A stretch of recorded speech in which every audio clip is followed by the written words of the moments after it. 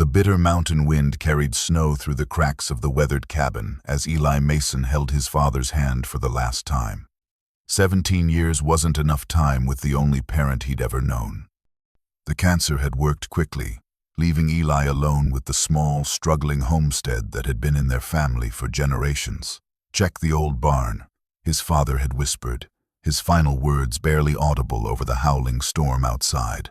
Behind the loose board, near the north wall, Eli had nodded, too overcome with grief to question. Now, 3 days after the funeral, with the mountains looming silently like ancient guardians, he trudged through knee-deep snow toward the dilapidated structure that had stood untouched for years. His father's ancient brass key clutched in his trembling hand, heart pounding against his ribs. What secret had his father kept hidden all these years? Why had he waited until his final breath to reveal it? And how would whatever lay behind that loose board change the course of a young mountain boy's life forever? Eli pushed open the weathered barn door, its hinges groaning in protest. Inside, the air hung still and cold, dust particles dancing in thin shafts of light that pierced through gaps in the worn wooden walls. The musty scent of hay, aged wood, and memories long forgotten filled his nostrils as he stepped cautiously over the threshold. The barn had been his playground once, back when his mother was still alive and his father smiled more often.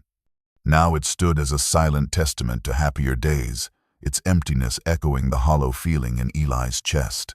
He moved toward the north wall, guided by weak winter light and his father's cryptic instructions. His fingers, numb with cold and anticipation, traced along the wall until he felt it, a board that shifted slightly beneath his touch.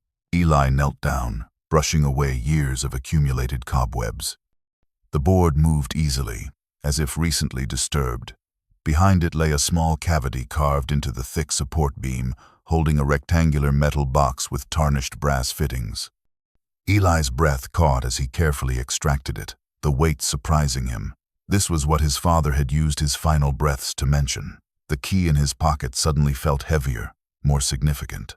With trembling hands, he inserted it into the lock. It turned with a satisfying click that echoed through the empty barn. The lid resisted at first, then yielded, revealing its long protected contents. Lying atop a stack of papers was a photograph Eli had never seen, his mother and father much younger standing proudly in front of their cabin, his mother's pregnant belly visible beneath her dress, both wearing expressions of unbridled hope.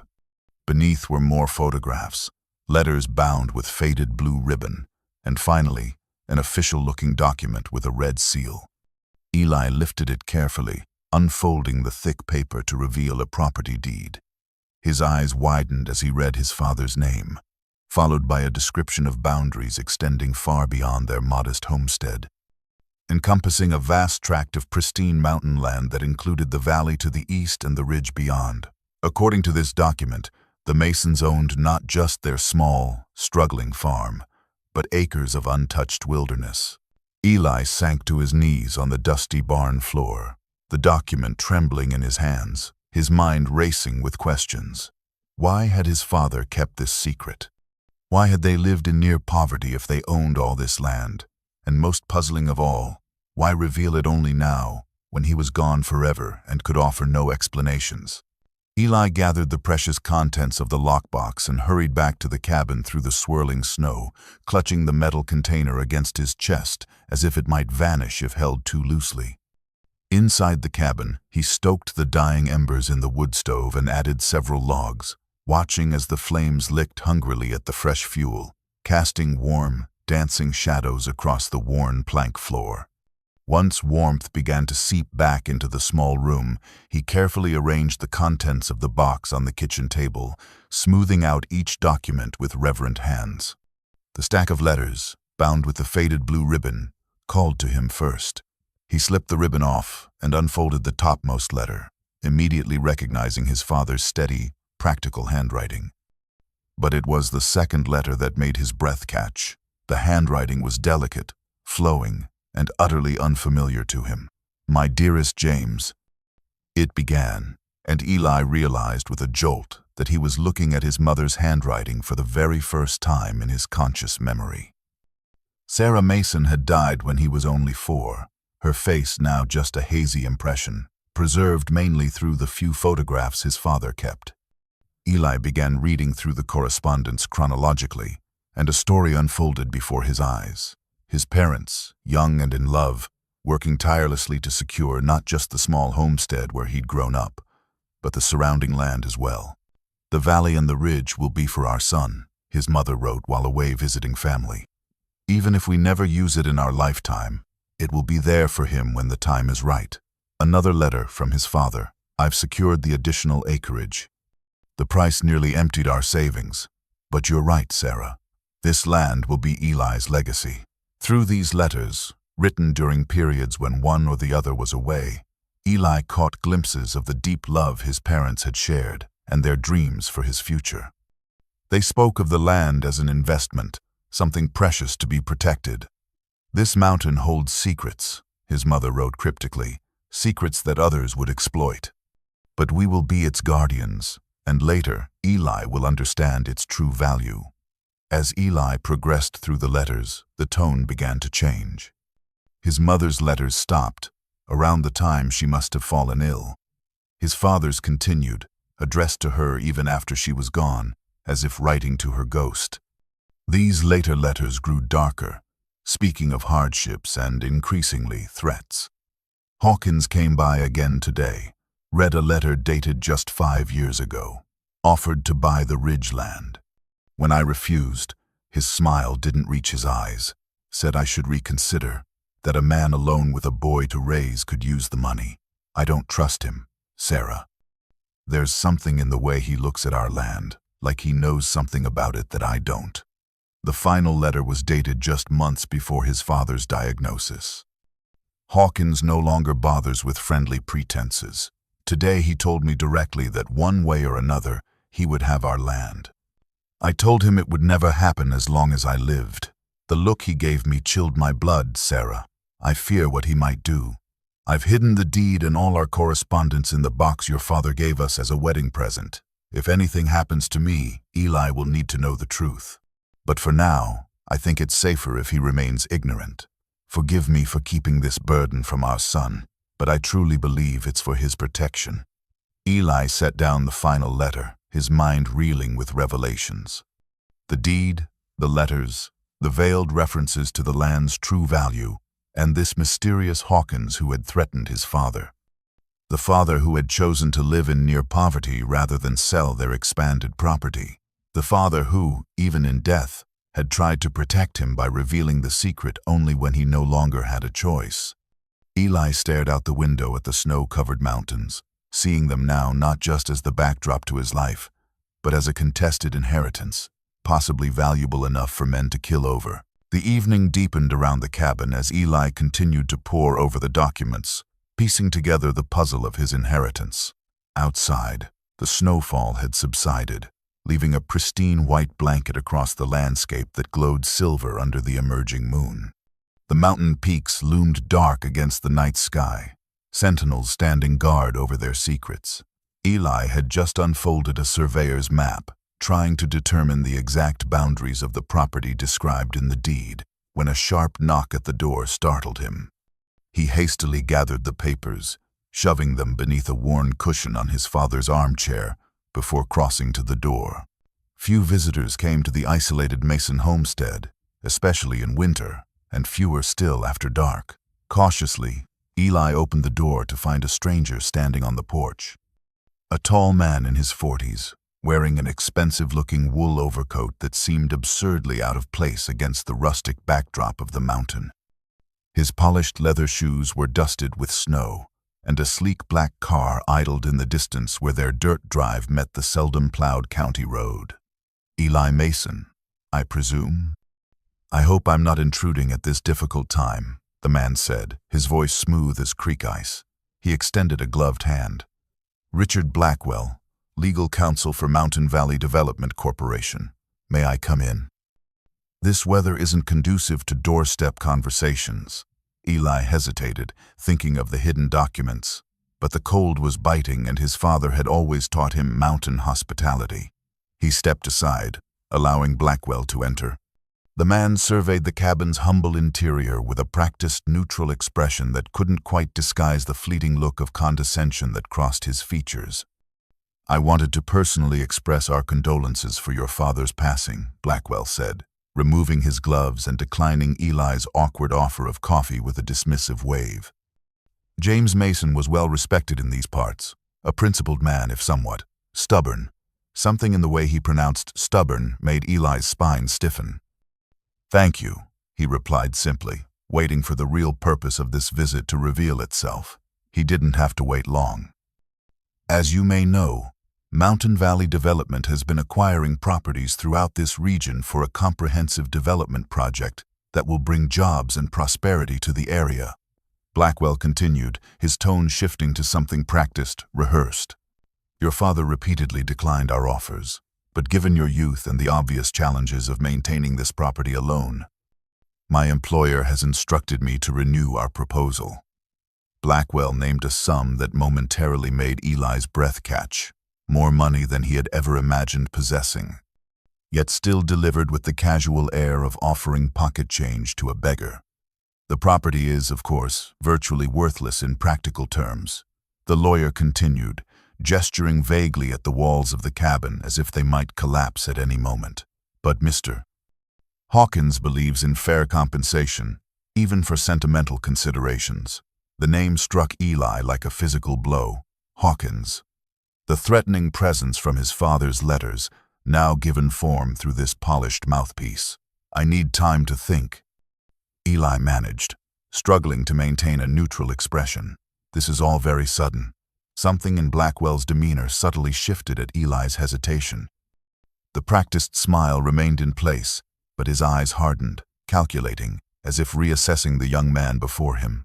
"Of course," he replied, his tone cooler than before. "Though I should mention that the offer has certain time sensitivities attached.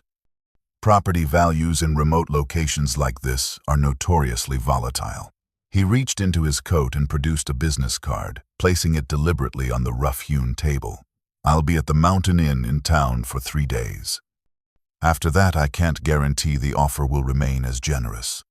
As Blackwell turned to leave, his gaze lingered momentarily on the corner of a document peeking out from beneath the chair cushion. His expression didn't change, but something predatory flashed in his eyes before he nodded curtly and stepped back into the cold night air. Eli stood frozen in the doorway, watching the black car's taillights disappear down the mountain road, his father's warnings echoing in his mind. "You're right. I need to reduce the word count further. Here's a revised version with fewer than 600 words." Sleep eluded Eli that night, his mind racing with questions as the wind whistled through the cabin's aging chinks. By dawn, he had made a decision. Gathering the important documents from the lockbox, he tucked them inside his jacket and set out for town. The 5-mile journey down the mountain road was treacherous after the snowfall, but Eli navigated it with the sure-footed confidence of someone who had walked this path all his life. The town of River Hollow nestled in the valley below, a small collection of buildings serving the scattered mountain homesteads. His destination was Harlow's General Store, the heart of the community for as long as anyone could remember. The bell above the door jangled as Eli entered, the familiar scent of coffee, leather, and penny candy enveloping him. Margaret Harlow glanced up from behind the counter where she was sorting mail, her weathered face breaking into a warm smile that quickly sobered as she registered his expression. "Eli Mason," she said, her voice carrying the gentle rasp of age. "I was hoping you'd come by. Wanted to pay my respects after the service, but these old bones don't handle the cold like they used to." She gestured to the wood stove in the corner where 2 chairs sat ready. "Come, warm yourself. Coffee's fresh." Once they were settled with steaming mugs, Margaret studied him with eyes that had witnessed nearly 8 decades of mountain life. "You've got your father's look about you now," she said softly. "Same way of carrying trouble on your shoulders without speaking it." Eli hesitated only briefly before extracting the documents from inside his jacket. "I found these," he said, laying them carefully on the small table between them. In a hidden compartment in the barn, just where Pa told me to look before he died. Margaret adjusted her glasses and leaned forward, her eyes widening as she examined the deed. "Dear heaven," she whispered, her gnarled fingers tracing the boundaries marked on the map. So James kept it after all, even when things were at their hardest. She looked up sharply. "Does anyone else know about this?" The urgency in her tone surprised Eli. "A lawyer named Blackwell came to the cabin last night," he replied, watching her face pale slightly. "Offering to buy our worthless property. He mentioned someone named Hawkins, the same name that appears in my father's letters, making threats." Margaret set down her coffee cup with a trembling hand. "Cyrus Hawkins," she said, nearly spitting the name, "came to these mountains about 15 years back, buying up land through his company. Always with big promises about jobs and prosperity that never materialize. What does appear is pollution, clear-cut hillsides, and dried-up creeks wherever he gets a foothold." She tapped the deed. "Your parents were smart, Eli. They saw something in Hawkins that others missed, something dangerous. They bought that additional acreage before he arrived." She fixed Eli with newfound intensity. "Blackwell called your property worthless, yet Hawkins has been trying to buy it for years. Be careful, boy. There's something on your land that Hawkins wants badly enough to wait 15 years for, badly enough to pressure a dying man. Something valuable enough that your father chose to protect it with silence until his final breath." Eli felt a chill that had nothing to do with the winter cold. What could it be? "We've never found anything valuable up there." Margaret shook her head slowly. "I don't know for certain, but whatever it is, it's worth protecting. And Hawkins isn't a man who takes no for an answer. Your father understood that. Now you must too." The conversation with Margaret Harlow haunted Eli as he made his way back up the mountain, her warnings about Hawkins echoing with each crunching footstep in the snow. By the time he reached the cabin, weak winter sunlight struggled through the clouds, casting long shadows across the pristine white landscape. Instead of going inside, Eli veered toward the tool shed, where he knew his father kept old surveying equipment from his brief stint with the county land office. After rummaging, he unearthed a compass, a serviceable transit, and a weatherproofed map case. Back in the cabin, Eli spread the property deed and survey map across the table, comparing them to the more detailed topographical maps his father had collected.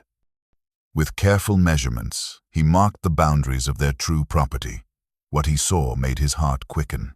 The Mason land extended far beyond the modest cleared area, encompassing a significant portion of the eastern ridge and a hidden valley that folded into the mountainside like a secret pocket. Eli had roamed these mountains his entire life, but had always respected his father's oddly specific boundaries. "No need to go beyond Widow's Creek," his father would say, or "the old lightning-struck pine marks where our wandering should stop." Those limitations, which had seemed arbitrary to a young boy, now aligned perfectly with the official property lines. His father had kept him within their legal boundaries without ever revealing they owned the land beyond. With determination, Eli packed a small knapsack with water, jerky, and the map. Despite the snow and shortening winter day, he had to see this hidden corner of his inheritance with new eyes. He set out along a familiar trail that skirted their cleared land, then deliberately crossed the boundary his father had always designated as their stopping point.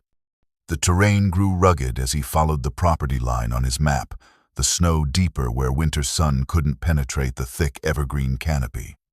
After an hour of challenging hiking, the trees began to thin, and Eli found himself at the edge of a narrow valley he had glimpsed only from distant ridgelines.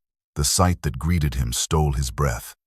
Nestled between protective mountain arms lay a pristine valley, untouched by human development.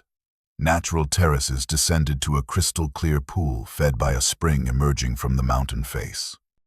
Even in winter, with snow blanketing the ground, the beauty was undeniable. The pool remained unfrozen, steam rising gently from its surface where warm spring water met frigid air. Eli approached the spring with reverence, kneeling to dip his hand into the water.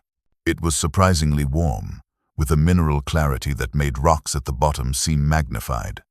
He cupped his hands and drank deeply, the water tasting sweeter and purer than any he had ever known. Memories flooded back, his father bringing him to the ridge overlooking this valley when he was young, pointing out the land below but never taking him down to explore it. "That's just more woods," his father would say dismissively whenever Eli asked about the valley.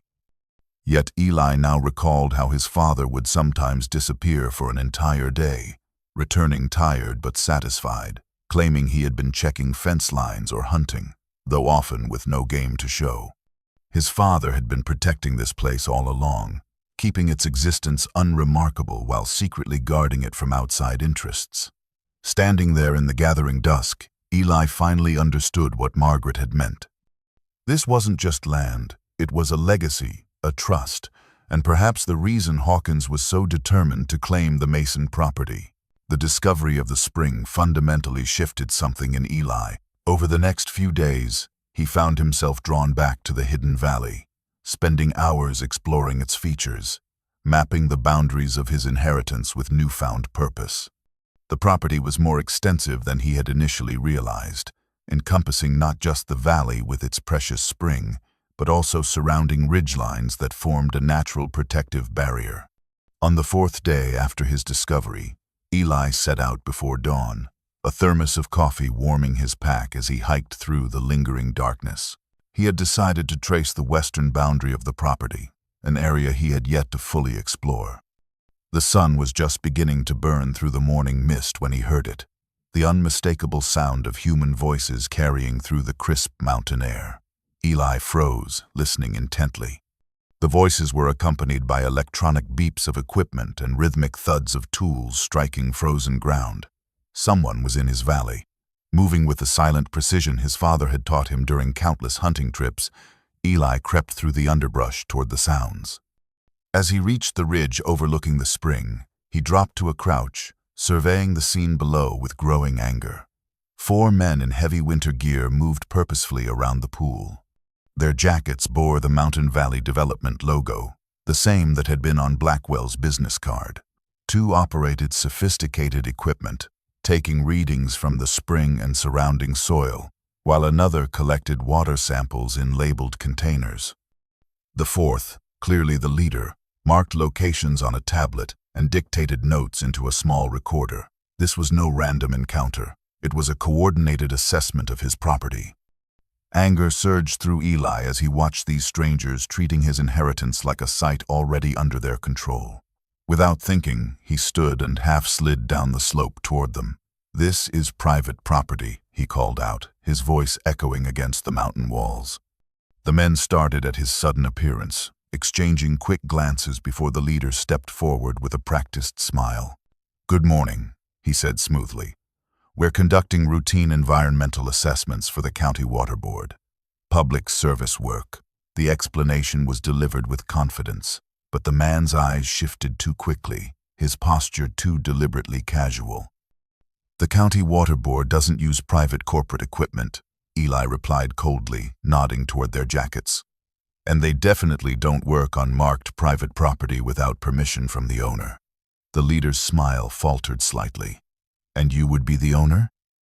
"Seems a bit young for such extensive holdings." "Eli Mason," he responded, noting how the name caused a barely perceptible flinch in the surveyor's composed demeanor.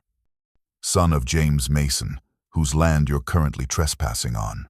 Recognition flashed in the man's eyes. Without pretense now, he gestured to his team to pack up. "Mason property, is it? Our records must be outdated. We were under the impression this section was County Wilderness Preserve." The lie was transparent. As they prepared to depart, the leader stepped away, pulling out a cell phone. Though he turned his back, Eli caught fragments. "Mason's son. Yes, the spring location is confirmed. Exceptionally pure. Mineral content exceeds expectations." "Understood." After they disappeared over the ridge, Eli examined where they had been working. Their hasty departure left evidence behind. Flags marking testing locations, a dropped sample vial labeled MVD Project Clearwater, Site 7, and disturbed soil where they had tested ground composition. All activities had centered around the spring. This wasn't an honest mistake. Mountain Valley Development had deliberately sent a team to assess the spring. They knew exactly what they were looking for, which meant they knew exactly what was here. That knowledge confirmed Margaret's warnings. Cyrus Hawkins wanted this land for the spring, and clearly wasn't constrained by legal niceties like property rights. The encounter with the survey team left Eli deeply unsettled. That evening, after securing the cabin against the growing darkness and biting cold, he examined the sample vial he had recovered. The label, MVD Project Clearwater, Site 7, suggested an organized operation far beyond a simple property assessment. Sleep came fitfully, broken by dreams of faceless men draining the spring until the mountain itself withered and died. At first light, Eli loaded his father's ancient pickup truck with determined resolve. The truck protested against the cold with reluctant coughs before the engine caught, sending plumes of white exhaust into the frigid morning air. The drive to River Hollow was slower than his usual hike, the truck's chains biting into the snow-covered road as he navigated the switchbacks. Margaret looked up from her inventory ledger as the bell above the store door announced his arrival, her expression shifting from welcome to concern as she read the urgency in his face. Without preamble, Eli placed the recovered sample vial on the counter between them. "They were on my land yesterday," he explained, describing the survey team and their hasty departure. Testing the spring, taking samples, marking locations. They pretended to be from the county water board, but they wore Mountain Valley Development jackets. Margaret examined the vial, her lips pressing into a thin line. "This has gone beyond property disputes," she said, reaching for the rotary phone behind the counter. "It's time you met my brother." An hour later, the store's back room had become an impromptu council chamber.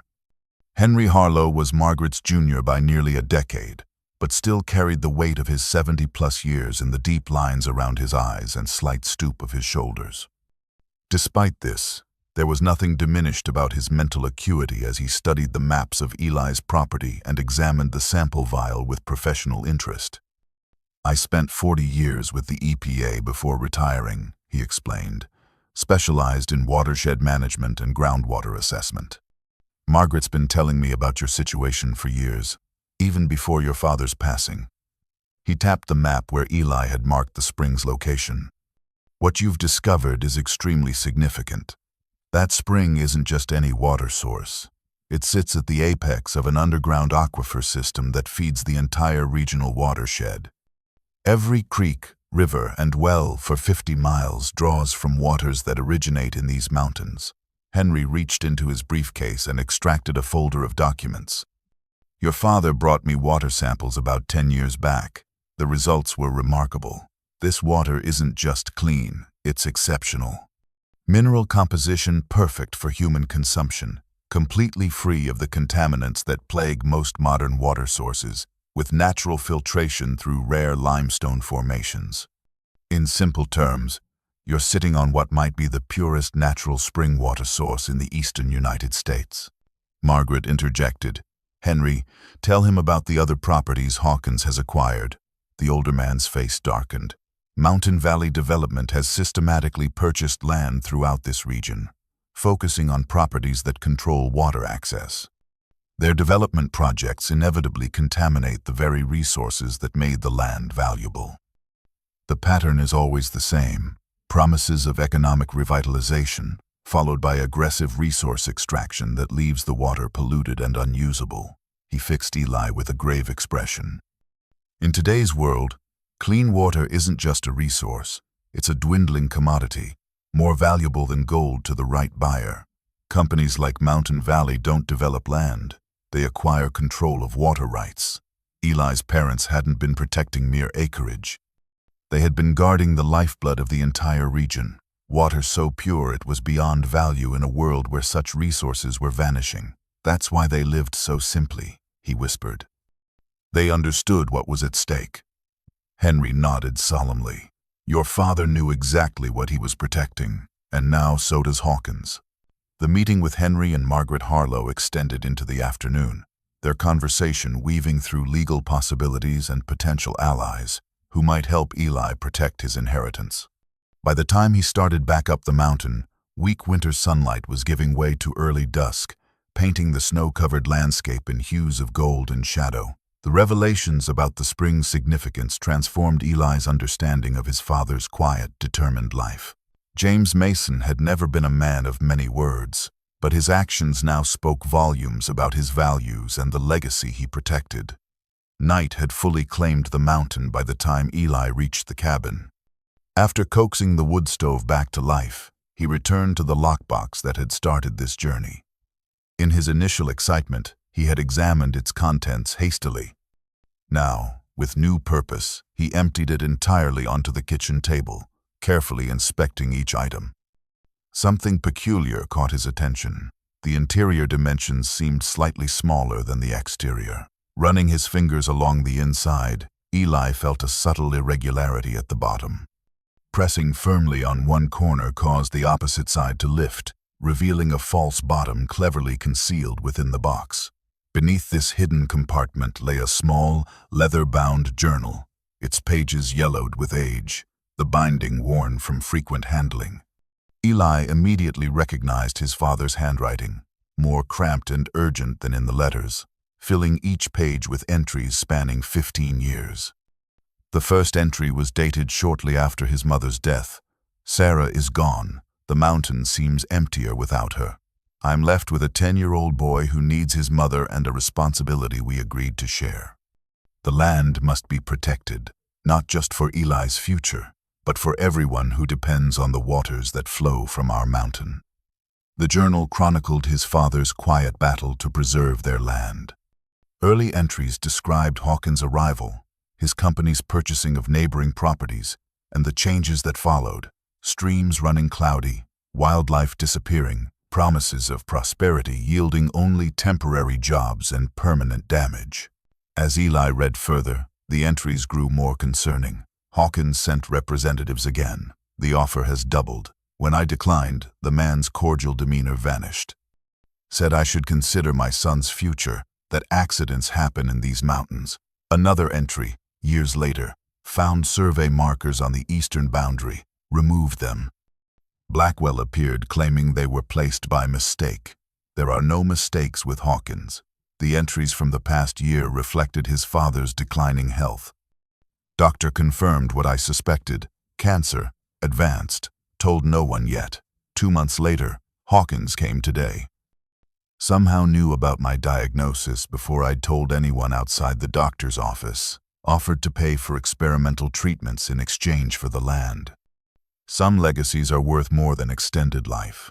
The final entry, dated weeks before his father's death, brought tears to Eli's eyes. "My strength wanes daily. Soon I must tell Eli the truth, but not all at once.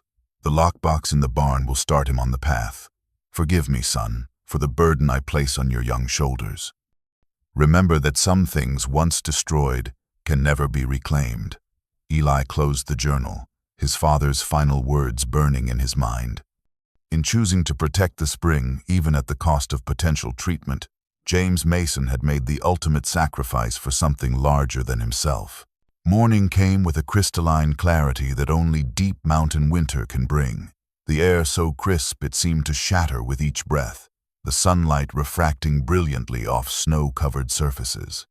Eli had spent much of the night reading his father's journal, searching for guidance in the words of a man who had carried this burden alone for so long.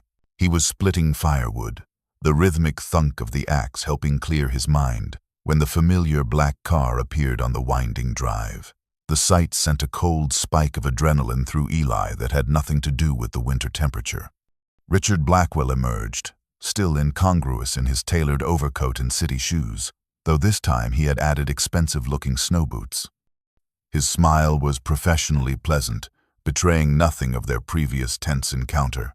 "Mr. Mason," he called, approaching with a leather portfolio tucked under one arm. "May I have a moment of your time? I have something I believe will be of considerable interest."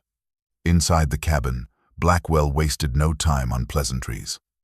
He placed the portfolio on the kitchen table, opening it to reveal a formal document bristling with legal terminology. "Mountain Valley Development has authorized me to present an updated acquisition proposal," he announced, sliding the document toward Eli. "The terms are exceptionally generous." The figure on the bottom line made Eli's breath catch. It was more money than he had imagined seeing in his lifetime, enough to leave the mountains entirely, attend any university in the country, and establish himself anywhere without financial concerns. Blackwell, noting Eli's reaction, pressed his advantage. "Your father's passing has placed you in an unfortunate situation. A young man alone, with property that requires substantial maintenance to remain viable. This offer represents an opportunity few would receive, a chance to honor your father's memory by securing your future through education, rather than remaining bound to a struggling homestead out of mere sentiment." The words were silken, reasonable, delivered with practiced ease. Even knowing what he did about the spring and his father's sacrifices, the temptation pulled at Eli. College had been a distant dream, financially impossible under his father's careful but limited stewardship. With this money, entirely new paths would open before him. "I need time to consider this," Eli said finally, his voice steady despite his inner turmoil. Blackwell's smile tightened almost imperceptibly. "Of course," he replied smoothly. "Though I should mention that Mr. Hawkins has authorized this particular figure based on certain time-sensitive projections. I cannot guarantee the same terms will be available if your deliberation extends beyond the end of the week." After Blackwell's departure, Eli spent the daylight hours in restless activity, the decision weighing on him as he completed his chores. The winter night descended early, and he retired to the cabin, drifting into uneasy sleep filled with dreams of spring water turning to poison. He awoke with a start hours later to an unnatural glow illuminating his bedroom window. For a disoriented moment, Eli thought dawn had arrived, until he recognized the flickering quality of the light and the smell, smoke and burning timber. The barn was engulfed in flames. Eli burst from the cabin, the bitter cold air searing his lungs as he sprinted toward the blazing structure. Inside, the animals were panicking, their frightened sounds barely audible over the roar of the fire. Working on instinct, Eli managed to free the 2 milk cows and their calf, along with the family's aging plow horse. The chickens were lost, their coop already collapsed in flames. By the time the volunteer fire department arrived, the barn was beyond saving. Dawn found Eli exhausted, smoke-stained, and shivering despite the blanket a firefighter had draped around his shoulders. As he surveyed the smoldering ruins, Chief Miller approached with a grim expression. "No natural cause for a fire this intense, this fast," the older man said quietly. "Not with the snow cover we've had. Someone wanted this barn gone, son." The message was unmistakable. Blackwell's generous offer had come with an unspoken deadline. The aftermath of the barn fire left Eli with a clarity of purpose that transcended his exhaustion. By mid-morning, after securing temporary shelter for the surviving livestock with help from neighboring farmers, he was driving his father's truck toward the county seat. The rural courthouse stood at the center of Pinecrest, a 3-story stone building that had presided over the county's affairs for more than a century. The records department occupied the basement, a labyrinth of filing cabinets illuminated by flickering fluorescent lights. A single desk guarded the entrance, staffed by a middle-aged woman with prematurely gray hair and wire-rimmed glasses perched on a narrow nose. She glanced up as Eli approached, recognition flickering across her features. "You're James Mason's boy," she said. "Not a question, but a statement. Patricia Dawson. Worked with your father years back when he did that stint in land management. Sorry about your loss. And about the fire. Word travels fast in small counties." She studied him with shrewd eyes. "What brings you to records today, Eli?" He explained his need to research property transactions in the regions surrounding his land, particularly those involving Mountain Valley development. Patricia's expression remained professionally neutral, but something in her posture shifted subtly. "That's public information," she said, her voice lowered slightly despite the empty room. "I can help you navigate the system." What followed was an education in county bureaucracy, as Patricia guided Eli through the process of searching property records, land transfers, and corporate filings. As they worked, a pattern emerged. Over 15 years, Mountain Valley Development had systematically acquired properties throughout the county, concentrating particularly on lands surrounding the Mason property in an almost perfect ring. The purchases had accelerated in recent years, with 17 acquisitions in the past 24 months alone. Examining one of these transfers, Patricia paused, glancing toward the stairwell before speaking in a near whisper. "The Sullivan property," she said, tapping a document. Tim Sullivan wasn't planning to sell. He told everyone his land would stay in the family for generations. Then his tractor overturned on a slope he'd worked safely for 30 years. Medical bills piled up and suddenly the property was on the market. Mountain Valley was the only bidder. She pulled another file. The Wilkins place. Eleanor Wilkins faced an IRS audit the same month Mountain Valley expressed interest in her property. Coincidence, perhaps, but the timing was convenient. File after file told similar stories. Unexpected financial hardships, unusual accidents, sudden health crises, all followed by property sales to Mountain Valley at prices well below market value. Patricia was careful never to make direct accusations, but the implication was unmistakable. "Your father was an anomaly," she noted quietly. "The only holdout in the entire eastern watershed." She hesitated, then reached beneath her desk, extracting a file that bore no official markings. "This isn't in the system. County Commissioner Blake asked me to misplace it last year. It's a water quality report documenting contamination downstream from 3 different Mountain Valley developments. The tests were conducted, then buried." Eli scanned the document, recognizing the technical language from his conversations with Henry Harlow. "Why show me this?" Eli asked. Patricia removed her glasses, rubbing the bridge of her nose wearily. "I've worked in this office for 27 years. Some things matter more than a paycheck or keeping powerful people happy. Your father understood that." She closed the unofficial file. "Whatever you decide to do next, be careful. Hawkins doesn't lose gracefully, and he has friends in places that should be neutral." The next morning dawned clear and bitter cold, the temperature having plunged overnight until the very air seemed brittle enough to shatter.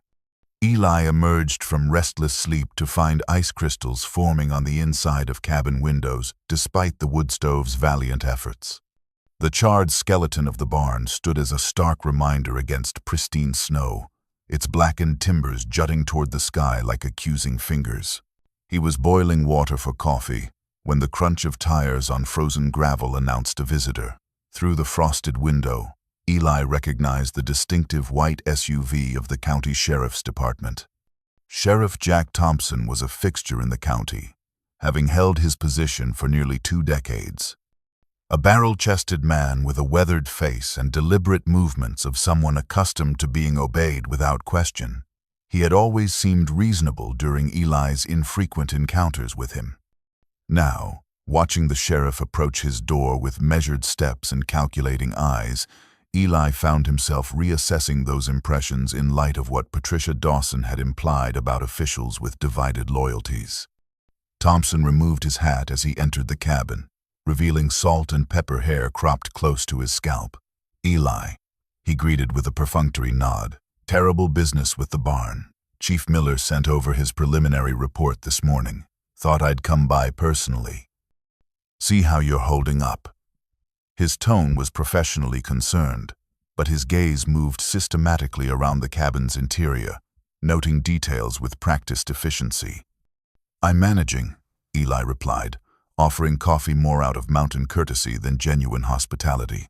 "Neighbors have been kind enough to shelter the animals until I figure out next steps." Thompson accepted the mug with a grunt of thanks. "Miller couldn't determine a cause definitively," he said, eyes fixing on Eli's over the rim of his cup. "Any ideas? Anyone who might have a reason to target your property?"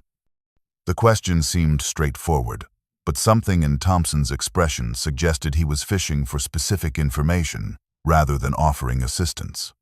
Eli chose his words carefully. "Can't think of anyone with a personal grudge. Been keeping to myself since Pa passed." Thompson nodded slowly, setting his coffee aside to extract a small notebook from his jacket pocket. "Been meaning to ask you about that too. Your father's passing was sudden. Any idea why he never sought treatment earlier?" Man like James Mason always struck me as practical. The question's awkward intrusion into the supposed investigation confirmed Eli's growing suspicions. This was not about the barn at all. Pa was private about his health, Eli replied, intentionally vague. By the time he told me options were limited, the sheriff made a non-committal sound. Heard you've been into the county records office. Curious timing, right after your loss. Looking into property matters, I understand. Patricia's warning about influential connections echoed in Eli's mind. Just trying to understand what Pa left behind, he said with a shrug he hoped appeared casual.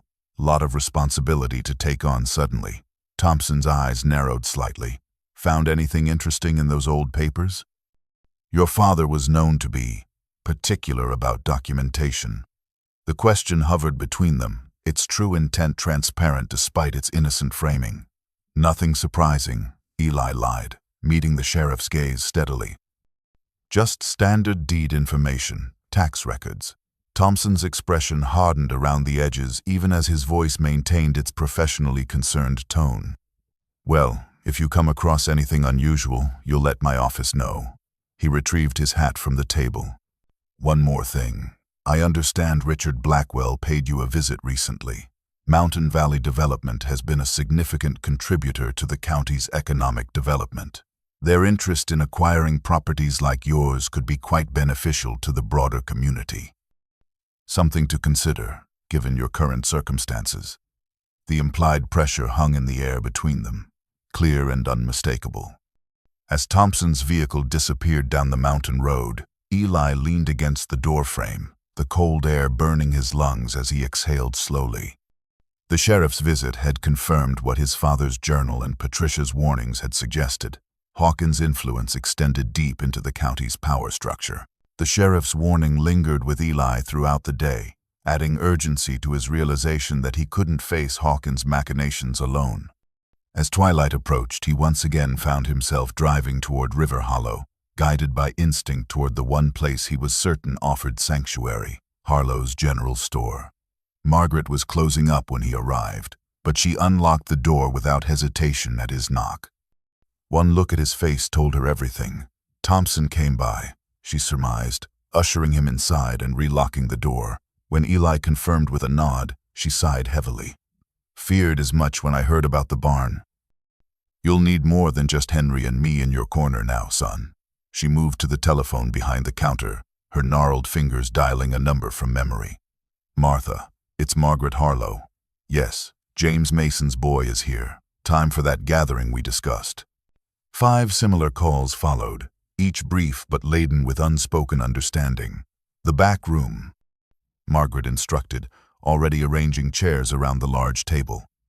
By the time darkness had settled, the back room had transformed into an impromptu war council. Eli found himself surrounded by a half-dozen weathered faces, each belonging to a mountain resident whose property formed part of the dwindling patchwork of independent holdings that had resisted Mountain Valley's acquisition efforts. Martha and Clyde Jenkins operated a small apple orchard on the western slope. Samuel Porter, a widower in his 70s, managed a modest timber operation inherited from his grandfather. The Blackburn sisters, Clara and Ruth, unmarried and fiercely independent, ran a honey production business from their family's century-old homestead. And finally, Owen Caldwell, stooped with age but with eyes sharp as flint, whose dairy farm had been in his family for 4 generations.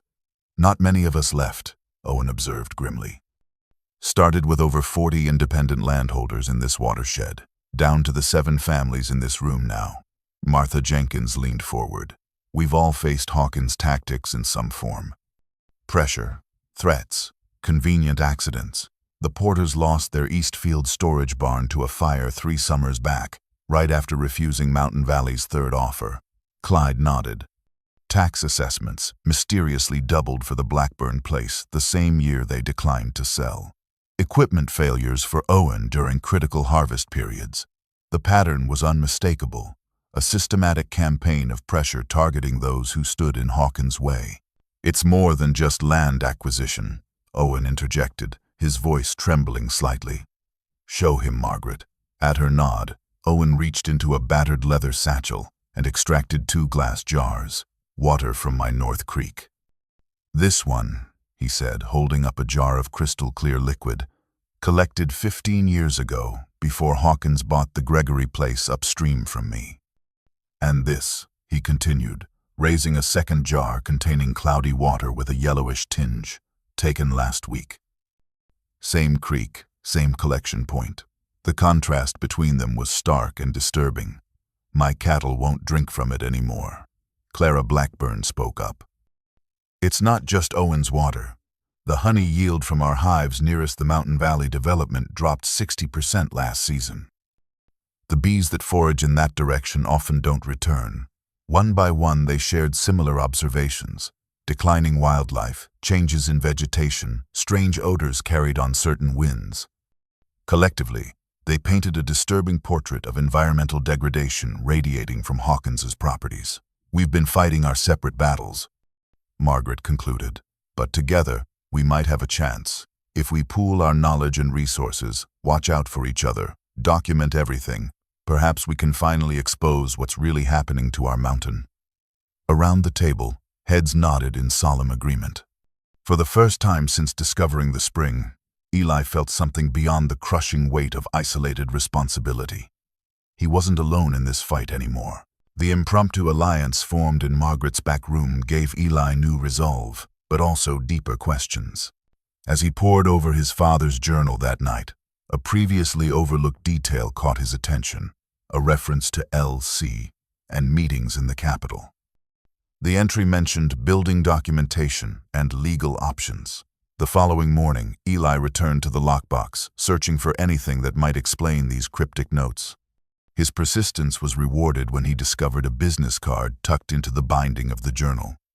Laura Calloway, environmental law specialist. With an address in the state capital and a handwritten note: "James, call anytime, making progress." The card was dated just 3 months before his father's diagnosis. Without hesitation, Eli packed an overnight bag and set out for the capital, a 3-hour drive through winding mountain roads that eventually gave way to highways and increasing urbanization. The address led him to a modest office building in the city's professional district. Calloway Environmental Law occupied a single suite on the 3rd floor, its waiting area furnished with practical furniture and walls adorned with photographs of wilderness landscapes. The receptionist looked up as Eli entered, her professional smile fading when he introduced himself. "James Mason's son? Please, wait just a moment." She disappeared through an inner door, returning quickly with a woman in her early 50s, whose tailored suit couldn't disguise the outdoorsman's physicality in her bearing. Laura Calloway's handshake was firm, her eyes appraising but compassionate as she led Eli to her private office. "I wondered if you might find your way here," she said once they were seated. "Your father and I had been working together for nearly 9 months before his illness. His death was professionally frustrating and personally saddening." The simple tribute caused an unexpected surge of emotion in Eli's throat. "I found your card in his things," he explained once he'd composed himself. "I'm trying to understand what he was working on." Laura moved to a filing cabinet secured with a combination lock. "Your father was building a case against Mountain Valley Development for systematic environmental violations, specifically related to water contamination of properties adjacent to their developments." She extracted a thick file and placed it on the desk. "We were documenting a pattern of deliberate contamination of water sources on properties whose owners had refused to sell to Hawkins." She opened the file to reveal water analysis reports, photographs, and maps with annotations in his father's handwriting. James was methodical, collecting samples from various points around the watershed. "The results are troubling." She directed Eli's attention to a series of chemical analyses. These show elevated levels of industrial chemicals and heavy metals appearing in water sources downstream from Mountain Valley properties, but only on land belonging to holdout owners. She extracted several glass vials from a refrigerated cabinet, each labeled in his father's precise script. The pattern suggests targeted releases of contaminants, carefully calculated to remain just below actionable regulatory thresholds individually, but causing cumulative degradation over time. Eli studied the evidence with growing anger. So Hawkins wasn't just waiting for financial pressure to force sales, he was actively sabotaging properties. Laura nodded confirmation. Just before his diagnosis, your father discovered a deliberate discharge point on Mountain Valley property. He collected samples showing concentrations far above what could be considered accidental contamination. Her expression darkened. 2 weeks after he sent me those samples, he called to tell me about his cancer diagnosis. The timeline has always troubled me, especially given what we know about certain industrial chemicals and their carcinogenic properties. The implication hung between them, too disturbing to voice directly. Are you willing to continue what your father started? Laura asked. If you are, I believe we can build on his foundation, especially if other affected landowners are willing to join the effort. The drive back from the capital was a blur of mountain switchbacks and racing thoughts as Eli processed everything Laura Calloway had shared. The implications were staggering, transforming his understanding of his father's quiet life into something far more purposeful than he had ever realized. James Mason hadn't merely been a stubborn holdout. He had been actively gathering evidence, building a case that could potentially bring down Hawkins' entire operation. The notion that his father's cancer might have been not just a tragic illness, but a deliberate consequence of his investigation gnawed at Eli's consciousness, too horrific to fully contemplate yet impossible to dismiss. Laura had provided him with copies of key documents and a secure digital drive containing all the water analysis data his father had collected. Keep it somewhere safe, she had advised, not in your home. The winter sun was already sinking behind the western ridge as Eli navigated the final turns of the mountain road leading to the Mason homestead. The cabin appeared around the bend, its chimney conspicuously lacking the smoke that should have been rising given the bitter cold. An immediate sense of wrongness prickled at the back of Eli's neck. He had left the wood stove banked before departing. It should have maintained at least a low burn during his overnight absence. Instinct made him stop the truck short of the clearing, cutting the engine and approaching on foot through the trees that bordered the property. The cabin door stood slightly ajar, swinging gently in the mountain breeze. Even from a distance, Eli could see that the lock had been broken, the wood around it splintered from forced entry. With growing dread, he circled the property, confirming his suspicions. Fresh tire tracks in the snow led away from the cabin, heading back down the mountain road. Whoever had been here was already gone. The interior of the cabin confirmed his worst fears. Every drawer had been emptied onto the floor, every cabinet opened, every potential hiding place thoroughly searched. His clothes lay strewn across the bedroom, the mattress upended, its underside slashed open where he had hidden his father's journal. The systematic nature of the destruction made its purpose clear. This was not random vandalism but a deliberate search for specific items. A surge of relief washed over Eli when he checked the loose floorboard beneath the old wood box where he had concealed the lockbox. It remained untouched, the intruders having missed this hiding place. But the journal that had been hidden beneath his mattress was gone, along with the original deed and letters from the box. Only as he began restoring order to the chaos did Eli discover the note, placed prominently on his pillow, a single sheet of white paper bearing a typed message. Accept the offer while you still can. The implicit threat needed no elaboration. This violation of his home, coming so soon after the barn fire, established a clear pattern of escalation. The timing was equally telling, occurring precisely during his absence to meet with Laura Calloway. Someone had known he was gone, had seized the opportunity to search for incriminating evidence, and had left this final warning. Eli's hands trembled, though whether from fear or rage he couldn't determine. The intrusion felt deeply personal, a violation not just of his physical space but of his father's memory and legacy. The journal had been James Mason's private thoughts, his chronicle of resistance against corporate bullying, and now it was in the hands of the very people he had fought against. As darkness settled fully over the mountain, Eli worked to secure what remained of his home, reinforcing the damaged door and retrieving his father's old hunting rifle from its cabinet. He kept it close as he continued cleaning, the weapon a cold comfort against the knowledge that the conflict had escalated beyond mere pressure tactics. The next few days passed in heightened vigilance for Eli. He slept fitfully, rifle within arm's reach, starting at every nocturnal sound that echoed through the mountain night. During daylight hours, he restored order to the ransacked cabin while maintaining contact with the alliance of holdout landowners. They had established a rudimentary communication system. Margaret's store served as the information hub, with daily check-ins required from each household. Any suspicious activity was to be immediately reported, ensuring none of them faced Hawkins' intimidation tactics in isolation. During one such check-in at Harlow's store, Eli first noticed the young woman. She entered as he was conferring with Margaret, the bell announcing her arrival. Something about her demeanor caught his attention immediately, a nervous energy, her eyes darting around as if confirming who was present. She was clearly not local, her clothing too new for mountain living, though she had made some effort to blend in. Margaret greeted her with professional courtesy, but none of the familiar warmth she showed longtime customers. "Just passing through," the woman explained, purchasing only coffee and a sandwich. Her gaze lingered on Eli for a moment too long before she departed. Eli thought little of it until he returned to his truck and found a manila envelope beneath the windshield wiper, his name written in neat handwriting. Inside were two items, a brief note and a USB drive.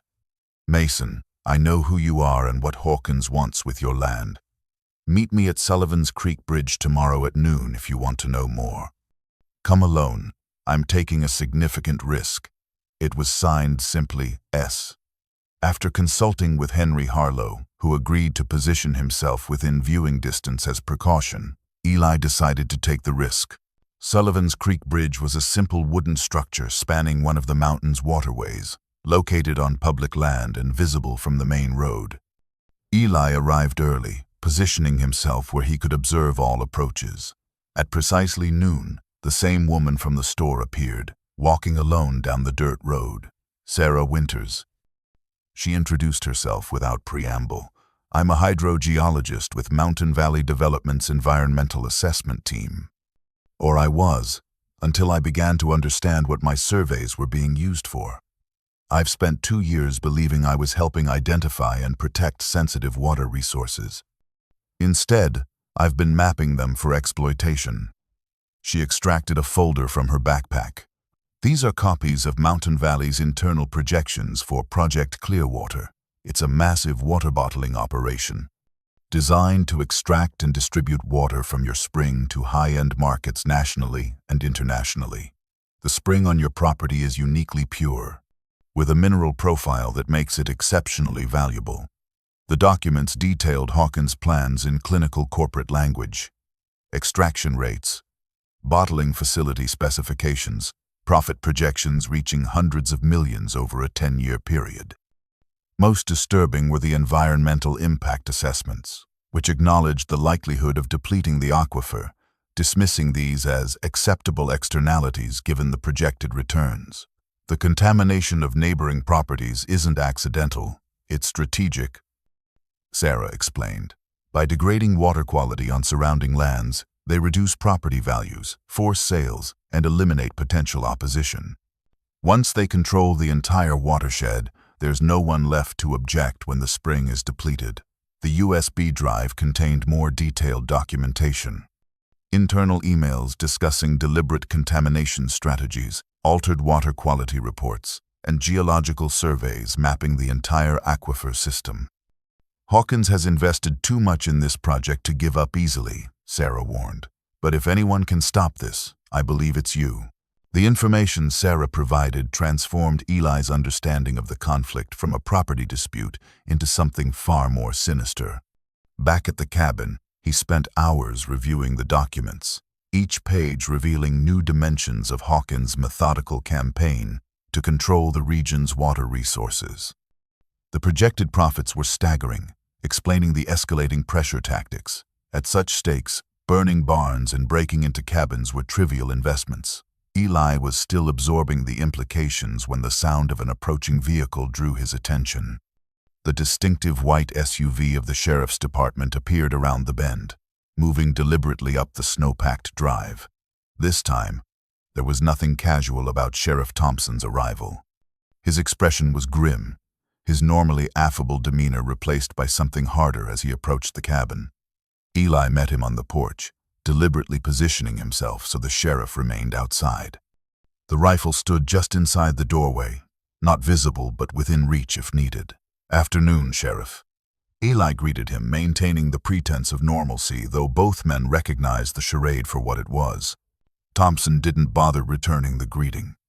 "You've been making some interesting acquaintances lately, Mason," he said, his voice carrying an edge Eli hadn't heard before. "Environmental lawyers in the capital, disgruntled Mountain Valley employees. Organizing little resistance meetings with the remaining holdouts." The casual revelation of his surveillance was clearly intended to unsettle, to demonstrate how thoroughly Eli's movements were being monitored. "Last I checked, meeting with lawyers and neighbors wasn't against the law," Eli replied evenly, refusing to be intimidated despite the chill that ran through him. Thompson's mouth twisted into something that wasn't quite a smile. "Let's stop pretending. Hawkins sent me to deliver a final message. One final opportunity to resolve this situation favorably for all parties." The pretense of law enforcement objectivity had vanished entirely. "The offer has been increased by 15%. Cash payment, no questions asked. You sign over the property, take the money, and leave these mountains behind for good." When Eli remained silent, Thompson continued, his tone hardening further. "The alternative won't be pleasant. We've tried being reasonable. That option expires today." Eli studied the man before him, this figure who had represented law and order in the community throughout his childhood, now openly functioning as a corporate enforcer. "How long have you been on Hawkins' payroll, Sheriff?" The blunt question caused a flicker of something, perhaps shame, to cross Thompson's weathered features before his expression hardened again. "You're young, idealistic. Think you're fighting some noble battle against corporate greed. What you don't understand is that Hawkins represents progress, economic development for a region that's been dying for decades." He stepped closer, lowering his voice. "Your father didn't understand that either. Kept fighting long after any sensible man would have taken the money. Right up until he got sick." The emphasis he placed on those final words sent a surge of cold dread through Eli's body. Curious timing, that cancer of his. Struck him down so quickly after he refused Hawkins' last offer. Doctors seemed surprised at how fast it progressed. Thompson's eyes held Eli's, the implicit threat hanging between them. "Accidents happen in these mountains all the time. Isolated properties like this, sometimes help arrives too late." Eli's fingers curled into fists at his sides. Rage building at the casual way Thompson confirmed his worst suspicions about his father's illness, while simultaneously threatening him with a similar fate. "Get off my property," he managed, his voice low and steady despite the fury coursing through him. "And tell Hawkins my answer is the same as my father's. This land isn't for sale." As the sheriff's vehicle disappeared down the mountain road, Eli remained on the porch, his father's final journal entries taking on horrific new meaning. The rapid progression of the cancer, the sudden decline after years of robust health, all following his father's discovery of the discharge point and collection of damning water samples. His father hadn't just died defending this land, he had been killed for it.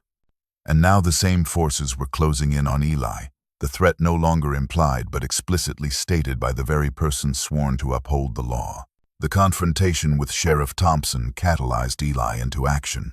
That evening, he called an emergency meeting of the Alliance at the Jenkins Orchard rather than Margaret's store, concerned that their usual gathering place might now be under surveillance. Once assembled, he shared Thompson's explicit threats and the disturbing implication about his father's illness. The revelations sent a ripple of grim understanding through the group, confirming their worst suspicions about Hawkins' methods while raising the stakes of their resistance to life-threatening levels. "We can't fight this alone anymore," Eli concluded, "not when the local law enforcement is openly working against us." Martha Jenkins leaned forward. "So what's the alternative?" "We can't just abandon our homes and land. It was Owen Caldwell who offered the first concrete suggestion. We need to go above the sheriff, above the county level entirely. State authorities, perhaps even federal. This has gone beyond property rights to environmental crimes and potentially murder. The group agreed that their next step required outside help, beginning with Laura Calloway.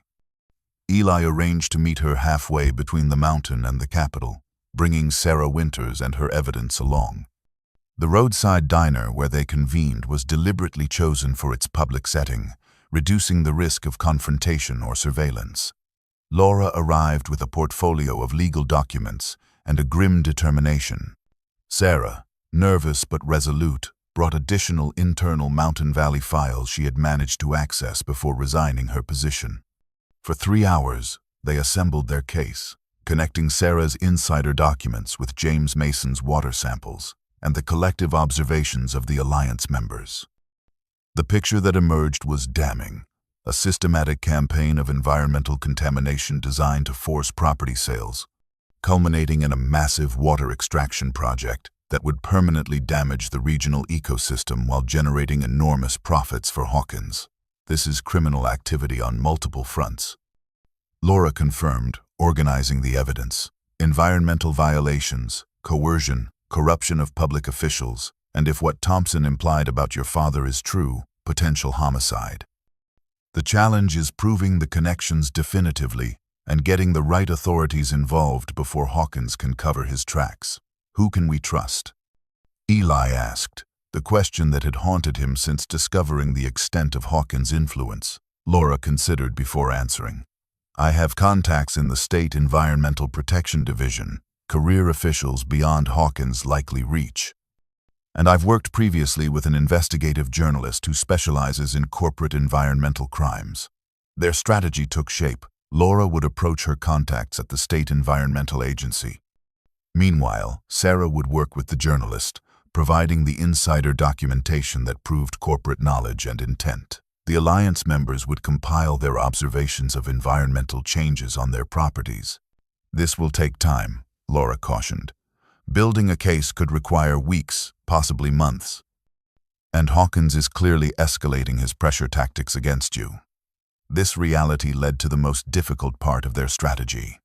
You need to appear to be wavering, Laura advised. Make Hawkins believe you're considering his offer. It's the only way to buy the time we need without putting yourself in immediate danger. The suggestion felt like a betrayal of his father's resistance, but Eli recognized its practical necessity. I'll contact Blackwell tomorrow. Tell him I want to discuss the offer further. As their meeting concluded, Eli felt the weight of their precarious strategy. Success depended on maintaining a delicate deception, appearing to surrender while secretly gathering evidence that might finally bring Hawkins to justice. The strategy of feigned capitulation began with a carefully worded call to Richard Blackwell, in which Eli expressed willingness to discuss Mountain Valley's offer further. Blackwell's poorly concealed surprise confirmed that Hawkins had expected continued resistance rather than negotiation. A meeting was arranged for the following week at Mountain Valley's regional headquarters, a modern glass and steel structure that stood in jarring contrast to the traditional architecture of the nearby town. The intervening days passed in preparation. Laura provided Eli with a sophisticated recording device disguised as an ordinary pen. Alexandra Chen, the investigative journalist, coached him on techniques for eliciting incriminating statements without arousing suspicion. Ask open-ended questions, she advised. Let him talk about his vision and plans. Prideful men love explaining their brilliance to those they perceive as less powerful. The morning of the meeting dawned clear and cold as Eli drove toward his confrontation with the man who had pursued his family's land for 15 years. Blackwell met him in the building's imposing lobby, escorting him through security and into a private elevator that ascended to the top floor. The corridor they entered was hushed, the walls adorned with photographs of pristine mountain landscapes, an irony not lost on Eli given what he now knew about Mountain Valley's environmental practices. The conference room door opened to reveal not the expected team of lawyers and executives, but a single figure standing at the floor-to-ceiling windows. Cyrus Hawkins turned as they entered, dismissing Blackwell with a subtle gesture. In person, Hawkins projected the composed authority of a man accustomed to wielding power. His tailored suit, silver hair, and athletic build all contributed to an image of success. Yet it was his eyes that captured Eli's attention, pale blue and utterly devoid of warmth, assessing him with clinical detachment. "Eli Mason," Hawkins greeted him. "Finally, we meet. I've known your property longer than you've been alive." His handshake was firm, deliberately dominant. "Please, sit. I prefer direct conversation to legal intermediaries." Once seated at the polished conference table, Hawkins wasted no time on pleasantries. "Your father was a principled man," he began, his tone suggesting this was not entirely complimentary. Stubborn in his convictions, unwilling to recognize the inevitable march of progress, he studied Eli carefully. "You have his look about you, but perhaps more practical sensibilities. Your willingness to discuss terms suggests as much." Eli maintained a neutral expression. "I need to understand exactly what you're proposing. The offer seems generous, but I'd like to know what you plan to do with the land. It's been in my family for generations." The question appeared to please Hawkins. "What I envision goes far beyond buying and selling parcels of land.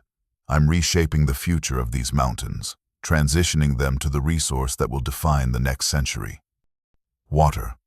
He activated a wall display, bringing up renderings of a massive bottling facility integrated into the mountainside.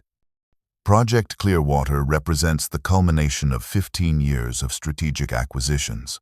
The spring on your property is the keystone, the purest source in a watershed I now largely control. Throughout, Eli maintained an expression of cautious interest, asking questions that prompted Hawkins to elaborate on extraction rates, regulatory, management, and projected timelines.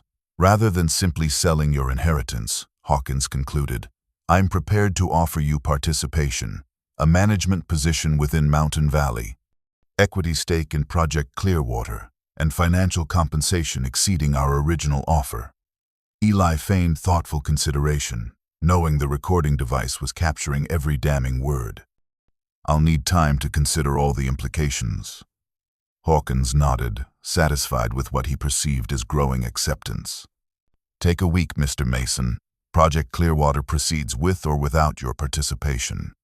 The only variable is whether you benefit from the inevitable or stand futilely against it, like your father before you."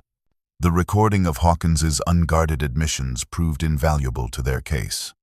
Laura Calloway confirmed that his statements about extraction rates alone constituted regulatory violations, while his cavalier discussion of managing environmental oversight suggested corrupt practices. Alexandra Chen began quietly interviewing former Mountain Valley employees, building a comprehensive picture of the company's internal operations. For 3 days following the meeting, Eli maintained the pretense of considering Hawkins' offer while covertly communicating with their growing coalition of allies.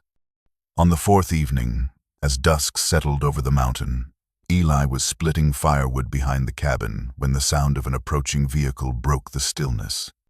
He moved toward the rifle propped against the cabin wall, only to freeze when he recognized Sarah's compact car careening up the drive, moving too fast for the icy conditions. Sarah emerged awkwardly, one arm held protectively against her body, her face pale beneath a dark bruise spreading across her left cheekbone. Eli rushed forward as she stumbled, catching her before she could fall. "They know," she gasped, her breath forming white clouds in the frigid air. "Someone accessed my computer, found searches related to the documents I took. There was an accident in the parking garage, a maintenance vehicle that nearly hit me." Inside the cabin, in the warm glow of the wood stove, the full extent of Sarah's injuries became apparent. In addition to the facial bruising, her right arm showed the distinct marks of fingers that had gripped with bruising force. "Security escorted me to my office to collect my things," she explained as Eli applied a cold compress to her face. "The head of security made sure we were alone in the elevator. Said accidents happen to people who betray the company's trust." Despite her injuries and evident fear, Sarah had maintained the presence of mind to secure the most crucial evidence before fleeing. From her laptop bag, She extracted a portable hard drive. "I've been quietly copying files for weeks.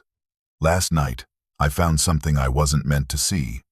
A restricted server area that a colleague inadvertently left accessible during system maintenance." Her hands trembled as she connected the drive to her laptop. Navigating to a folder labeled Mitigation. "It's corporate code for dealing with obstacles," she explained, opening spreadsheets and documents. "These track every property owner who has resisted selling, alongside notations for various interventions. Properties were categorized by resistance level and potential value, with corresponding escalation strategies." "Your father's name is here," Sarah said quietly, highlighting an entry dated 3 months before his diagnosis. The notation was chillingly brief: "Subject unresponsive to standard measures. Proceed to H3 protocol."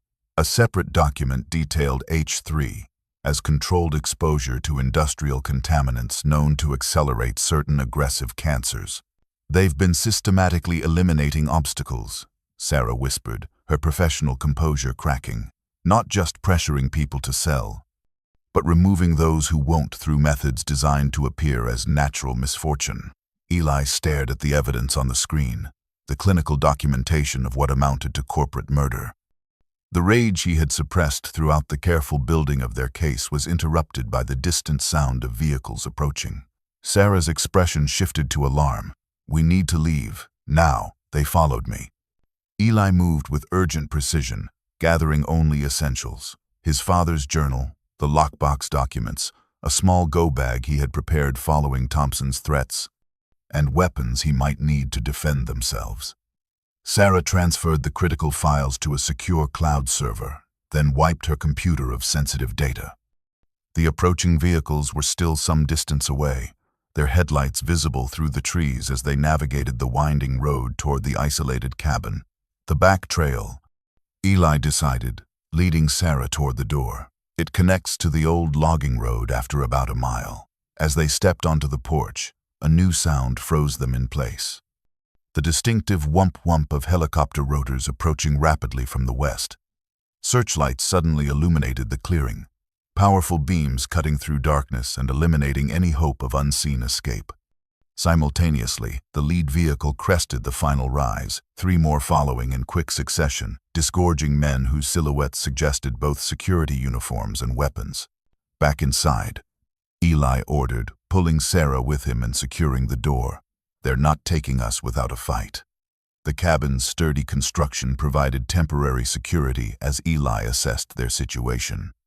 At least 8 men established positions around the property, their movements suggesting professional security training. The helicopter maintained position overhead, its searchlight focused on the cabin. "Mason," the amplified voice belonged to Davis, the security chief Sarah had identified. "We know you're in there with Winters. This is private property, and you're harboring a company employee who has stolen confidential materials. Come out peacefully." Eli checked his phone, finding no signal. "They're blocking cell service," Sarah confirmed. Despite their technological advantage, Hawkins' men seemed hesitant to approach directly. It was the distant sound of engines that first suggested something had changed, not the rumble of security vehicles, but the varied chorus of trucks, cars, and tractors approaching from multiple directions. Margaret Harlow's ancient pickup was the first to appear, followed by vehicles belonging to other Alliance members and mountain residents.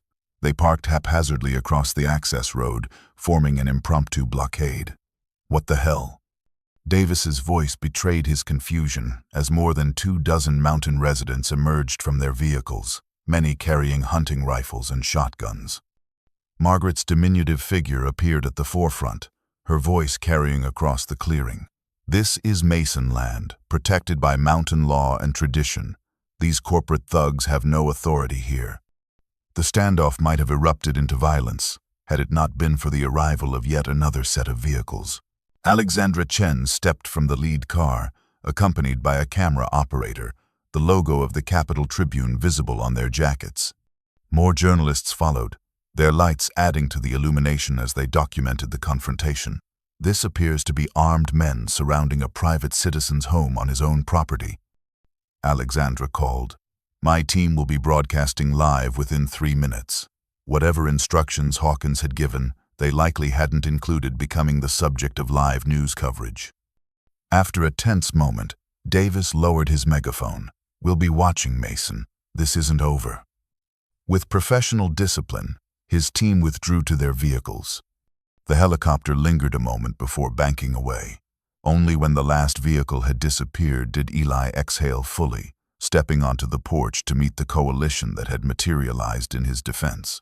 The night of the standoff transformed the conflict from a private battle to a public controversy. Alexandra Chen's live coverage captured the imagination of viewers across the state. The image of armed corporate security surrounding a young man's mountain home juxtaposed against the community standing in solidarity against them. By morning, the story had been picked up by national outlets, framed as a David versus Goliath confrontation. The sudden public exposure created a protective shield around Eli and his allies. State officials accelerated their investigation under the spotlight of media attention. An environmental response team arrived the following day, establishing testing stations throughout the watershed. State police officers were dispatched to maintain security at the Mason property, ensuring that Hawkins' forces could not return without creating an even more damaging public incident. Laura Calloway orchestrated the legal response, coordinating with state attorneys to process the evidence Sarah had provided. The documentation of interventions against holdout property owners had been transferred to a specialized investigative unit focused on potential criminal charges. For the first time in weeks, Eli could move about his property without constant fear. It was during this temporary reprieve, as Eli worked to repair the damage to his home, that he made one final discovery. While replacing damaged floorboards in his father's bedroom, his tools struck something solid beneath the subfloor. Prying up the surrounding boards revealed a small metal container sealed with electrical tape. Inside was a single envelope addressed simply, "For Eli, when the time comes." His father's handwriting was instantly recognizable, though shakier than in earlier documents. Eli carried the letter to the porch, settling into the rocking chair where his father had spent many evenings gazing at the mountain vistas. The letter was dated just 1 week before James Mason's death. "My son," it began, "if you're reading this, then you've discovered the truth about our land and the spring, and likely about the forces that have sought to take it from us. I hope to spare you this burden, but the disease has progressed too rapidly for that mercy." The pages that followed revealed the full extent of his father's knowledge. James had discovered the spring's exceptional qualities by accident nearly 20 years earlier, while searching for a new water source during a particularly dry summer. Analysis had confirmed its unique purity, prompting him to quietly purchase the surrounding acreage. "Your mother and I agreed that such a gift from the mountain came with responsibility rather than opportunity. We could have sold to the first companies that approached us, lived comfortably on the proceeds, but at what cost to the watershed and the community that depends on it? Some resources belong not to individuals, but to the land itself." Despite the grim circumstances, the letter's conclusion carried a tone of hope and trust. "I leave you with both inheritance and burden, Eli, the land, the spring, and the choice of what becomes of them. I made my decision based on what I believed was right for the mountains and those who call them home. Now that choice passes to you. Trust yourself, son. You will know the right course when the moment comes." Eli folded the letter carefully, his father's final words settling into his consciousness not as a directive but as a transfer of trust, an acknowledgement that the future of the land now rested in his hands. The investigation proceeded methodically over the next several days, state officials moving with deliberate care to build an unassailable case. Water quality experts documented contamination patterns throughout the watershed, tracing pollutants back to Mountain Valley properties. Financial investigators followed the paper trails Sarah had provided, identifying suspicious patterns in property acquisitions and potential bribery of local officials. Cyrus Hawkins himself remained conspicuously absent from public view, issuing statements only through company representatives who claimed Mountain Valley was fully cooperating with authorities while addressing apparent misunderstandings.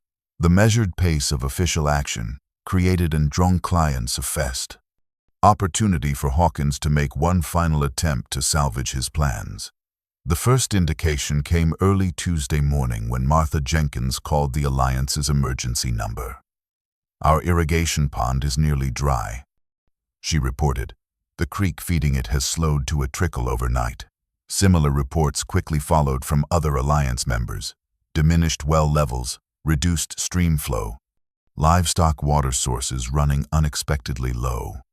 Eli, Sarah, and Henry Harlow set out to investigate, following the main creek that originated from the spring on Eli's property.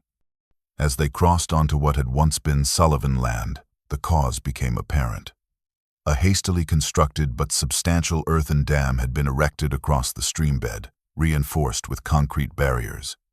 The dam diverted the water into a newly excavated channel leading toward another Mountain Valley property, effectively cutting off the natural flow that had sustained the downstream watershed for centuries. "This is desperate tactics," Henry observed. "They're trying to demonstrate control over the water source.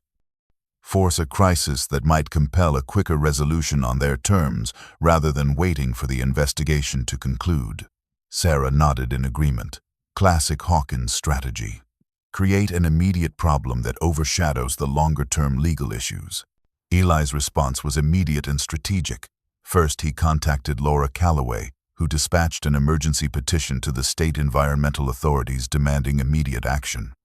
Next, he organized the Alliance members into documentation teams, each assigned to record the impact of the reduced water flow on their properties. The most powerful response, however, came from Alexandra Chen. Arriving with her full news crew, she broadcast live from multiple affected properties, showing wells running dry, livestock without adequate water, and crops beginning to suffer. Her report included satellite imagery comparing the watershed before and after the dam's construction.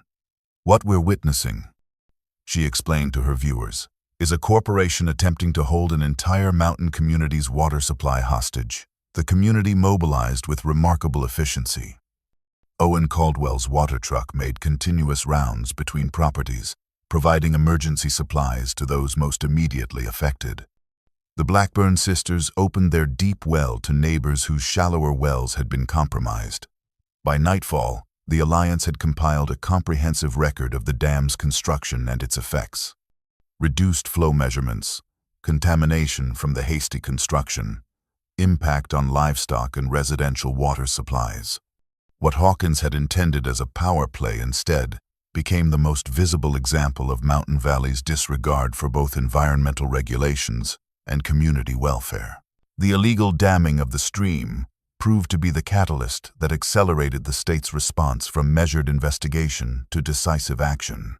Within 48 hours of Alexandra Chen's broadcast, state environmental authorities arrived with heavy equipment and a court order, dismantling the unauthorized structure and restoring the natural water flow. Behind this visible intervention, more significant legal mechanisms were being set in motion. On Thursday morning, state police vehicles appeared at Mountain Valley Development's headquarters, their occupants carrying search warrants and evidence collection equipment. Simultaneously, similar teams executed warrants at Hawkins' residence and the homes of several Mountain Valley executives. By afternoon, the state attorney general held a press conference, announcing preliminary charges against Cyrus Hawkins and Mountain Valley Development: environmental violations, illegal water diversion, corporate fraud, falsification of regulatory filings, and conspiracy related to the documented interventions against holdout property owners. While stopping short of homicide charges regarding James Mason's illness, the Attorney General confirmed that this aspect remained under active investigation. In conjunction with the criminal charges, the court issued an emergency injunction freezing all Mountain Valley operations and assets pending resolution of the case. Mountain Valley's carefully constructed facade of corporate legitimacy crumbled with remarkable speed. Former employees came forward with additional evidence of environmental violations and corporate misconduct. Sheriff Thompson, facing his own potential charges for corruption, took an extended leave of absence. The morning after the Attorney General's announcement, Eli was splitting wood behind the cabin when a now familiar black sedan appeared. Unlike previous visits, Richard Blackwell emerged from the vehicle alone, without the confident stride that had characterized his earlier approaches. He moved cautiously across the yard, his polished appearance somewhat diminished. "Mr. Mason," he began, his voice lacking its usual smooth assurance. "I wonder if we might speak privately." Eli regarded him with understandable wariness, the axe still gripped in his hands. "Anything you have to say can be said right here." Blackwell glanced nervously at the axe before continuing. "I've been questioned extensively by state investigators. My legal position is precarious. I was hoping we might reach an understanding." The implication was clear enough. "You're offering to testify against Hawkins," Eli observed. "In exchange for what, exactly?" "As legal counsel, I was privy to discussions and decisions others weren't. I can provide direct testimony regarding Hawkins' knowledge of activities that violated numerous statutes, including certain interventions against property owners who refused to sell. Your father among them." The admission hung in the cold mountain air. "Hawkins personally directed the contamination of your father's drinking water with industrial compounds known to accelerate certain aggressive cancers." Blackwell's clinical description of his father's murder might once have provoked Eli to violence, but the weeks of strategic patience had tempered his reactions. "And you participated in this," he stated rather than asked. Blackwell's composure slipped slightly. "I drafted the contracts. I didn't. I told myself it was just aggressive business tactics." His justification sounded hollow even to his own ears. "The state has enough evidence to charge me as an accessory. My future depends on demonstrating sufficient cooperation to warrant leniency." What Blackwell offered was undeniably valuable. Direct testimony linking Hawkins to the deliberate poisoning of James Mason. Evidence that could transform the case from environmental violations to premeditated homicide. The criminal case against Hawkins and Mountain Valley Development proceeded through the legal system with the deliberate pace of justice, but the outcome was never truly in doubt. Blackwell's testimony provided the final pieces of evidence linking Hawkins directly to the deliberate contamination of holdout properties, including the calculated poisoning of James Mason. Cyrus Hawkins was indicted on multiple felony counts, including criminal environmental violations and second-degree murder. The civil case moved more quickly, with Mountain Valley's shareholders reaching a substantial settlement with affected property owners. Throughout these proceedings, Eli found himself increasingly preoccupied with the question his father's letter had raised. What should become of the spring and the land now that the immediate threat had passed? As winter gave way to spring, Eli sought counsel from those whose wisdom he had come to trust. Laura Calloway provided legal perspective on the various options for long-term protection. Henry Harlow offered scientific insights into sustainable management of the watershed. Most surprisingly, it was Sarah Winters, whose hydrogeological expertise had been shaped by corporate employment, but whose values aligned with preservation, who helped crystallize the vision forming in Eli's mind. "The spring isn't just a water source," she observed during one of their increasingly frequent conversations on the cabin porch. "It's the heart of an entire ecosystem, the origin point that sustains everything downstream. Its value isn't in what can be extracted from it, but in how it connects and nourishes the whole." Working with Laura Calloway and environmental conservation experts, he established the Mason Mountain Watershed Trust, a legal entity that would hold and protect the spring and surrounding land in perpetuity. The trust's founding document designated the property as a community resource, with governance shared among representatives of the Alliance families and environmental stewards. The structure ensured that no future owner, including Eli himself, could sell or develop the land in ways that might damage the watershed. The trust agreement included provisions for sustainable use that would benefit the mountain community while preserving the ecological integrity of the water system. A portion of the spring's flow would be captured using minimally invasive methods, providing pure drinking water to local residents. Educational programs would teach sustainable watershed management to future generations. A modest research facility would monitor water quality and ecosystem health, providing early warning of any future threats. As the trust took shape legally, physical reconstruction began as well. Eli used a portion of the settlement funds to rebuild the barn that had been destroyed, enlisting neighboring families in a traditional barn raising that became a celebration of community resilience. The cabin, too, was restored and improved, with careful attention to minimizing its environmental impact while honoring its heritage. During the construction, Sarah became a constant presence, her technical knowledge complementing Eli's practical experience. Their partnership, begun in the crucible of conflict, deepened through shared purpose and growing affection. On the day the trust documents were officially signed, the alliance gathered at the spring itself. Standing in the pristine valley, watching the crystal-clear water emerge from the mountain, Eli felt the weight of his father's trust fulfilled. The mountain spring came early that year, as if eager to wash away the last vestiges of conflict.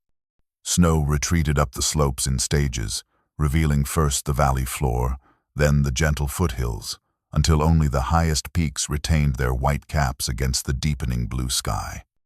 The forest awakened with vibrant life, dormant seeds pushing through thawing soil, birdsong filling the dawn chorus after months of winter silence. Wildflowers painted the meadows in a riot of color that seemed almost defiant in its beauty. On a perfect morning in late April, exactly 1 year after the formation of the Mason Mountain Watershed Trust, Eli and Sarah made the short journey to the small family cemetery nestled on a quiet ridge overlooking the valley. The plot contained generations of Masons, their modest markers bearing witness to lives spent in devotion to this land. James Mason's grave was the newest, the simple headstone chosen for its unassuming dignity. Sarah waited a respectful distance away as Eli knelt beside his father's marker, placing a small bundle of fresh wildflowers gathered from the spring valley. Their relationship had deepened over the year of working together, initial professional respect, evolving into friendship, then partnership, and finally a deep, quiet love that seemed as natural as the spring itself. She had moved into the cabin 6 months earlier, her scientific precision and environmental passion complementing Eli's inherited wisdom and determination. Together they formed the heart of the Trust's operational leadership. The community had thrived under the Trust's protective umbrella. The cooperative water system now connected all Alliance properties, providing pure spring water that supported improved crop yields and healthier livestock. Educational programs brought school groups from throughout the region to learn about watershed ecology and conservation. Cyrus Hawkins remained in prison awaiting trial. Though his corporate empire had already crumbled, its assets sold to satisfy civil judgments and regulatory penalties. Standing now, Eli gazed down at his father's grave, understanding more fully the weight his father had carried alone for so many years and the courage required to stand against forces that had seemed insurmountable. Sarah joined him, slipping her hand into his with quiet certainty. Together they walked back toward the homestead where the rebuilt barn stood as the most visible symbol of renewal. A simple bronze plaque beside the main door commemorated its dedication. In memory of James Mason, who understood that some treasures cannot be owned, only protected for those who follow. As they approached the homestead, the spring valley visible in the distance, Eli reflected on the journey that had begun with his father's final words one winter night. Those whispered instructions, "Check the old barn," had set in motion events that transformed not only his own life, but the future of the entire mountain community. What had seemed at first a simple property inheritance had revealed itself as something far more profound, a legacy of values, a demonstration of principled resistance, and ultimately a vision of stewardship that transcended individual ownership. The spring continued to flow as it always had, but now its waters nourished not just the land but a renewed sense of community, purpose, and environmental responsibility.